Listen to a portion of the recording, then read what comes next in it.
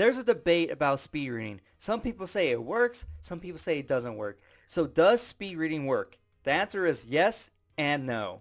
Now, I bet you were hoping for a very clear-cut answer. Yes, it works, or no, it doesn't work. Not both.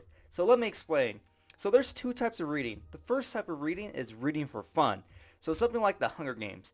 You're reading a book for entertainment. You're reading the book to get some knowledge. But the thing that you're reading, you're not going to be tested on it. You're just reading for the sake of reading. Okay? That could be nonfiction, fiction, fantasy, whatever it is. If you're having fun reading it, that's reading for fun, right? I guess I should say that yes, you could be reading for fun and being tested on it, but I'm just saying you just pick up a book because it looks interesting and you're just reading it, okay? So the Hunger Games is a perfect example. Now, I know when you're reading something like this, like fiction, the Hunger Games, you want to remember the characters, setting, plots, and all these different things, right? But if you miss something, it's not a big deal, right? There's no consequence because you're not being tested on it later. And so when you're reading for fun, you have a totally different mindset. And so you're able to read a lot faster because there's no consequence to you missing information. And so you're able to increase your speed. Now, I'm not saying, you can read 1,000 words per minute and understand everything perfectly, or you'll be able to remember the information you still want to remember. But what I'm saying is you're just able to read a lot faster because there's no consequence involved. So that's the first type of reading. Now the second type of reading is technical reading, okay? So right here we have this document of a mock patient. And what the students have to do is they have to go through and find their diagnosis about this person and what medication they have to go on and all these different things. And so it's a lot more complicated, right? Now this is technical reading, and this is something you cannot speed read. And I'm pretty, strongly behind that cannot speed read because let's just take a quick look through this. So right here, kind of simple information, age, and then here it starts to get into some drug information, right? Some medication. And so right here, it's starting to get a little more complicated, especially if you don't know what these things do or what they are. And so go through and you have more information.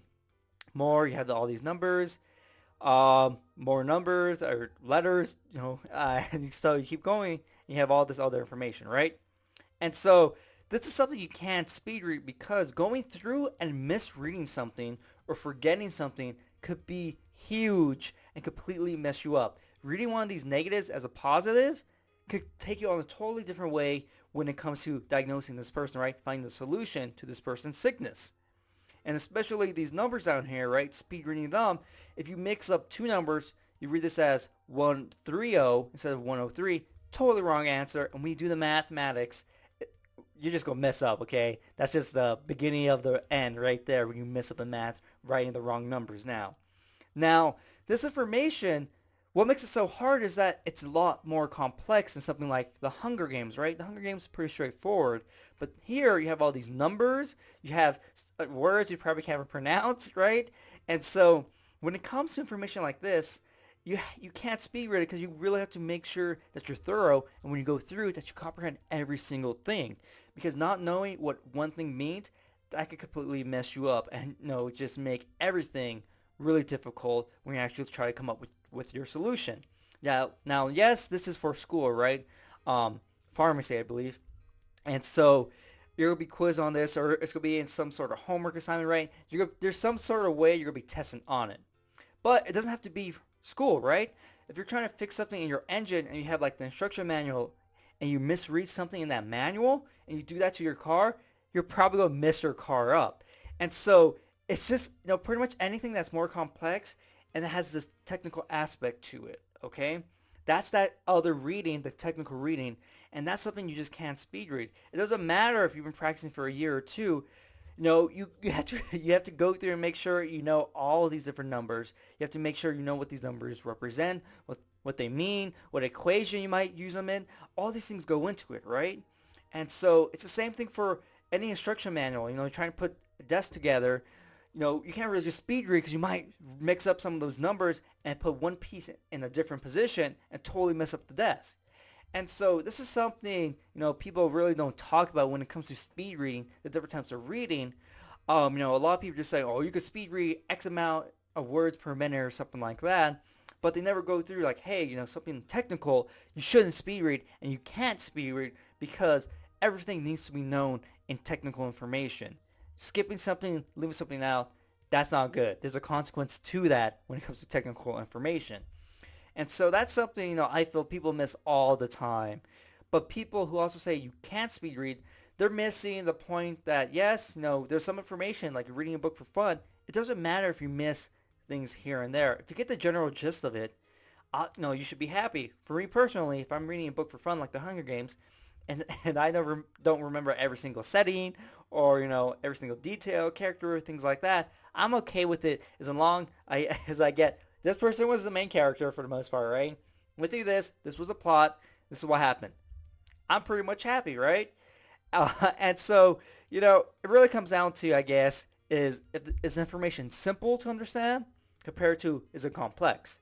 Now, yes, this varies from person to person, but there's a general category, right? Technical information like this, I believe most of us can agree, yes, this is something very complex, and you can't really speed read it right through because you probably miss all these numbers.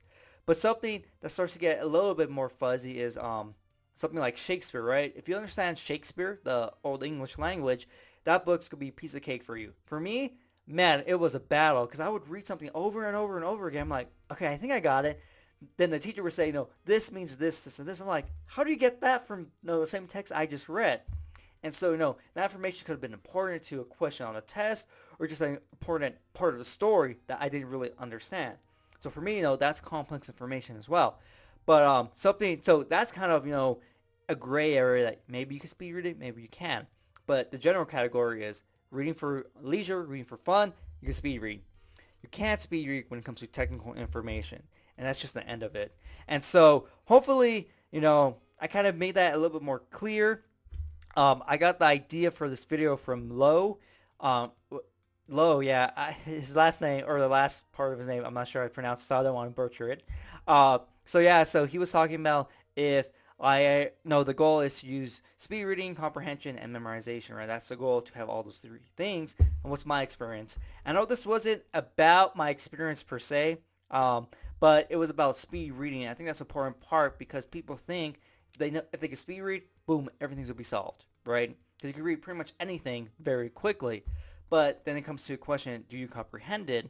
And, you're going to have more comprehension for something that you're reading for fun compared to something that's more technical when you speed read because, I could go through and read all these words.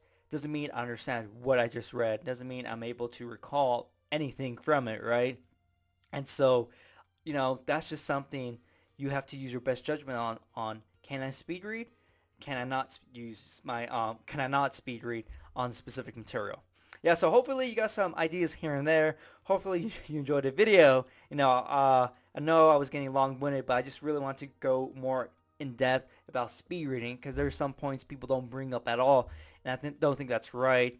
Especially when you're trying to convince people, oh, hey, you can speed read this and this and this.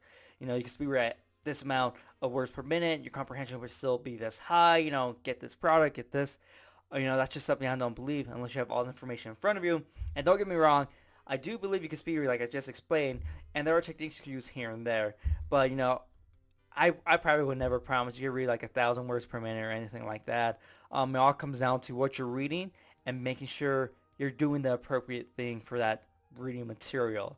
And that's why I come down to at the end of the day. That's why I say yes and no, because you can do it, but you also can't do it. So hopefully, you got something out of this video. I know it's pretty long, like almost like 9 minutes right now. So yeah, so hopefully you enjoyed this video, and I'll see you next time. Subscribe to my channel for more videos on memory techniques, how to do better in school, memory challenges, updates, and much more. Also remember to click the notification bell so you know when I upload a video. You can follow me on Facebook and Twitter. The links are down below in the description. You also can check out these videos. If you want to learn all the memory techniques and learn how to apply them to all sorts of information, or if you want to start competing in memory competitions, you can check out my programs down below in the description. Look forward to my next video and get ready to get the best memory of your life.